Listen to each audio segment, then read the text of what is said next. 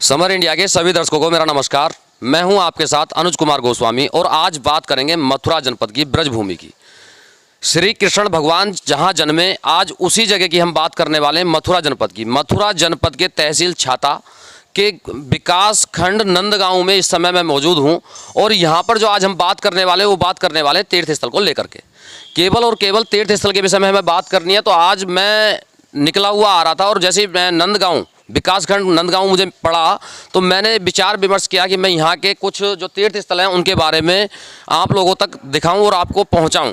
तो इस समय मैं मौजूद हूँ पावन सरोवर पर्यटन विभाग उत्तर प्रदेश ब्रज तीर्थ विकास परिषद यानी कि पावन सरोवर पे मैं इस समय मौजूद हूँ। ये पावन सरोवर क्यों बना, मैंने यहाँ के लोगों से जाना इस पावन सरोवर का क्या महत्व है, क्या नाम है।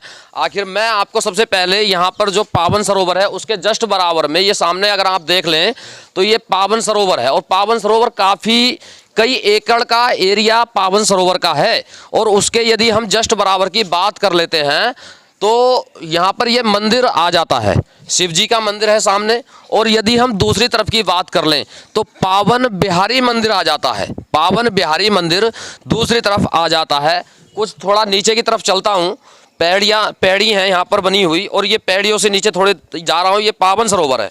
और यहाँ पर ऐसा नहीं है कि ये केवल जल भरा हुआ है, यहाँ पर लोग सुबह प्रातः उठ करके जो गाँव के लोग हैं यहाँ के नंदगांव के, यहाँ के लोग आकर के यहाँ पर स्नान करते हैं। यहाँ करके लोग आके इस जल में स्नान करते हैं और इसको एक तरीके से गंगा का स्वरूप माना गया है। उसका कारण क्या था, गंगा का स्वरूप इसको क्यों माना गया? इसको गंगा का स्वरूप इसलिए माना गया कि यहाँ पर जिस समय कृष्ण भगवान नंदगांव में रहते थे, नंद बाबा के पास कृष्ण भगवान रहते थे और अपनी गौओं को चराया करते थे। तो उस समय नंद बाबा गंगा स्नान करने के लिए कहीं जा रहे थे तीर्थ स्थल के लिए, लेकिन खुद स्वयं कृष्ण भगवान उनके पुत्र थे। कृष्ण भगवान ने अपने पिता से कहा कि पिताजी आप वहां पर गंगा स्नान करने के लिए मत जाओ, मैं आपको गंगा के दर्शन यहीं पर करा देता हूं। उन्होंने सभी देवी देवताओं को बुलाया, ऐसा माना जाता है कि यहाँ पर सभी देवी देवताओं को बुलाया और बुलाने के बाद में यहाँ पर उन्होंने कुछ थोड़ा सा यहाँ से मिट्टी हटाई और इसको थोड़ा साफ किया।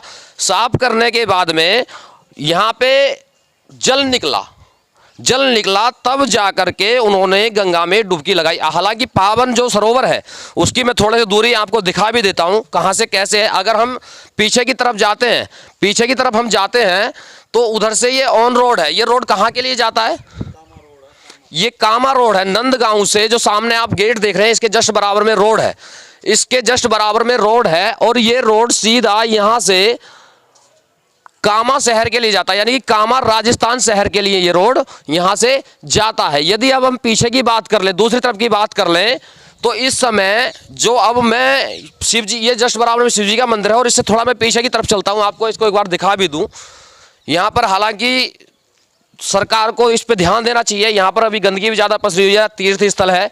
और योगी आदित्यनाथ उत्तर प्रदेश के सीएम है, उनको इस पर विशेष विचार करना चाहिए कि यहाँ मथुरा जनपद है और मथुरा जनपद पर ध्यान देना चाहिए कि ये श्री कृष्ण भगवान की जन्मभूमि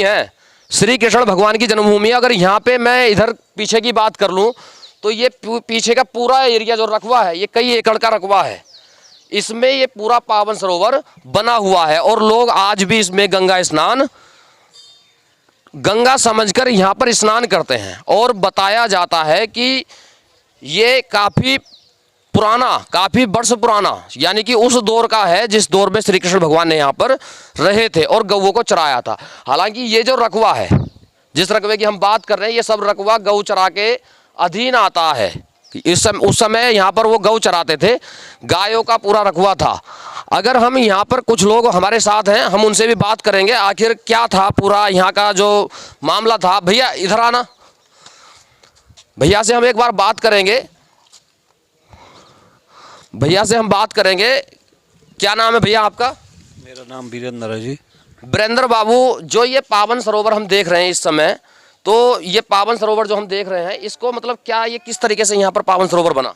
ये नंद बाबा ने एक बार इच्छा की थी कि हम पुष्कर गंगा नहाने जाएंगे, तो उसने पुष्कर में जाके उन्होंने कहा था कृष्ण भगवान ने कि गंगा नहाने जाएंगे। गंगा का उसने कृष्ण भगवान ने कही कि वहाँ कहाँ जाओगे, यहीं हम पुष्कर को बुला देते हैं।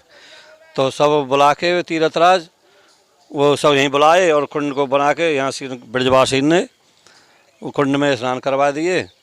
और ये विश्वान एक किशोरी थी, उसकी राधा रानी की सखी थी, उसका पिता का नाम था पावन, उसी के वहाँ पे ये पावन सरोवर नाम रखा गया है। जो राधा रानी थी, नाम भी देखो खुल के सामने आ जाता है, जो राधा रानी जी थी, राधे रानी जी की एक सखी थी बृषभान बताया ना, विशाखा, उनके पिता का नाम था पावन। उन्हीं के पिता के नाम पर इस जगह का नाम रखा गया। समर इंडिया के लिए अनुज कुमार गोस्वामी। भारतीय स्वाभिमान और शौर्य का उद्घोष, राजनीतिक मुद्दों से लेकर जनता के हितों की बात अब होगी नई उम्मीद के साथ, बदलते नए भारत की सोच। समर इंडिया, यही तो